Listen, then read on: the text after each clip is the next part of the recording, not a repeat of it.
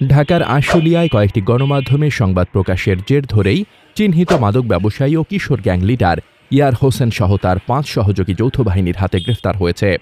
এ সময় তাদের কাছ থেকে ১৬টি দেশীয় অস্ত্র, কাঁচি এবং ধারালো অস্ত্র ৫টি গাঁজা, ৮টি মোবাইল ফোন এবং ৪৮টি মোবাইল সিম উদ্ধার করা হয়। রোববার রাতে আশুলিয়ার জামগড়া প্রাইমারি স্কুল, বটতলা রূপায়ণ এবং ওই এলাকায় রাতভর ৫টি পৃথক বিশেষ অভিযান পরিচালনা করে জামগড়া আর্মি ক্যাম্প তাদের গ্রেফতার করে। এদিকে দীর্ঘদিনে ত্রাসের রাজত্ব কায়েমকারী কুখ্যাত সন্ত্রাসীকে গ্রেফতার করায় জামগড়া এলাকার জনমনে স্বস্তি ও নিরাপত্তা বিরাজ করছে।